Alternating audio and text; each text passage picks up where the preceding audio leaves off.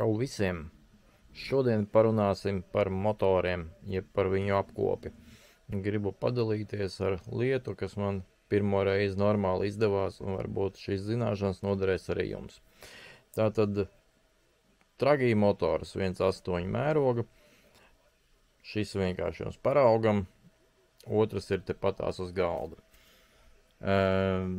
Sagura gultņi, man salūza tā kā pinjons braucot, un visdrīzāk viņš dabūja sitienu pa motora gultni, un tāpēc man nācās mainīt motora gultņus. Priekšējo motora gultni te no priekšas ir viegli izņemt ārā. Apmēram šādi viņš izskatās kopā, kad noņem nost vāciņu.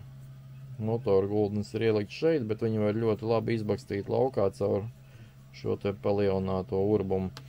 Gultnes noņēma, kāpēc viņi noņēma, var parādīt.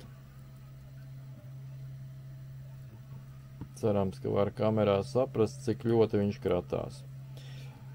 Tātad gultnes jāmaina. Problēmas rada gultnes, kas ir aizmugurējā vāciņā. Viņš šeit ir iepresēts. Un iepresēts ļoti labi, bet no otras puses nav kur tikt klāt. Bet man izdevās viņu izņemt, neko nesalaužot, un parādīšu, kādā veidā šeit viņš ir izņemts, un viņam ir tāda pati vaina. Redz, ka uzliksim virsū, pabalstīsim, un redz, kā kratās. Tas ir ļoti slikti, tā var palikt bez rotora, jo, ja gultņi izjūg, tad šis te aptinums sāk sisties pa iekšpusi motoram, aptinums tā kā nodilst, atkailinās tinumi un principā motors ir metams, jo tas vairs nebūs nekad braucējs. Mēģināšu nodemonstrēt uz otra mana vecā motora vāciņa parauga, kādā veidā izņemt ārā šo te gultni. Ideja ir pielietot hidraulisko cēlēju spēku, nezinu, es viņu nosaukt par hidraulisko triecienu. Kādā veidā? Šī gultņa atverē iepildīsim biezu smēri.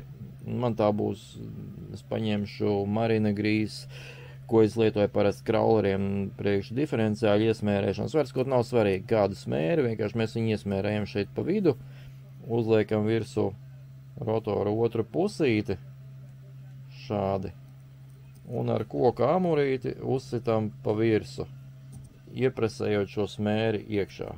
Tūlītās mēģināšu jums parādīt. Smērīte, paņemam,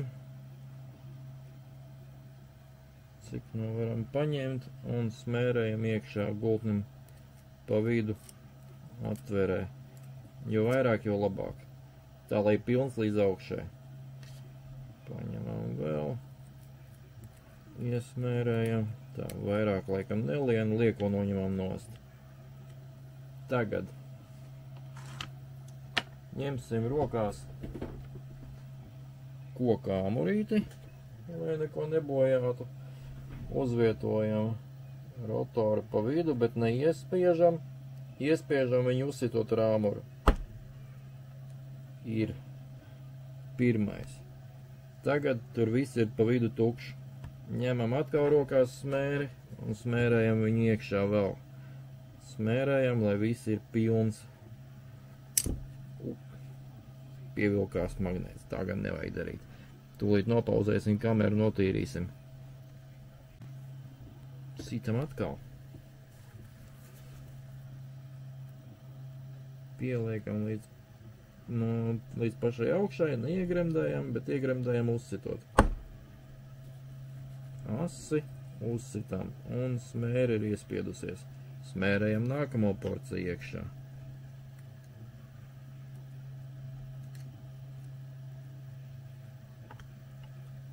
Un sitam atkal.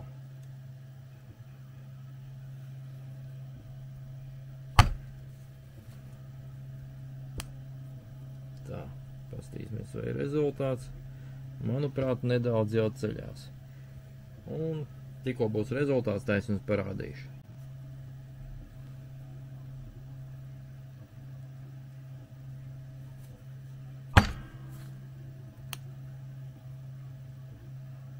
Ceļās. Gultnis sāk izcelties no savas sēžas, tā kā jāsmērē vēl, tāpēc, ka tagad atbrīvojās apakšā vairāk vietas un smēri jāiesmērē vairāk. Progress jau ir krietns, ir diezgan tālu izcēlies, vēl drusciņam varēs izvilkt gultni. Galvenais iesmērēt ritīgi dziļi, tagad man jāsmērē pašā apakšā, lai patrāpās arī jau zem gultņa, lai viss būtu aizpildīts ar smēri. Jo vairāk smēris, jo labāks sanāks hidrauliskais cēliens.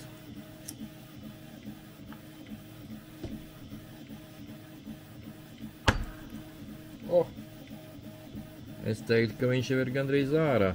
Mēģināsim izcelt ar tā paša rotora palīdzību, varbūt viņš tagad jau izkustās. Nu, vēl, un gultnis ir laukā, tadā nekas nav sabojāts. Tūlīt notīrīsim lieko smēri nost. Un viss ir kārtībā. Kā es darīju agrāk, es divās vietās taisīju urbumus.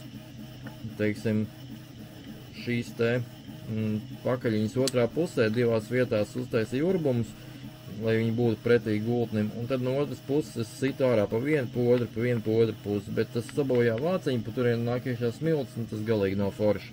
Bet šis ir pareizais veids, par ko es sen atpakaļ lasīju internetā. Ir tā, ka es viņu jau mēģināju, bet man nesanāca pirmās reizes, līdz es sapratu, kā tas ir pareizi jādara. Tagad es šīs zināšanas varu nodot jums. Cerams, ka tas kādam noderēs un palīdzēs. Paldies, ka skatījāties. Atā!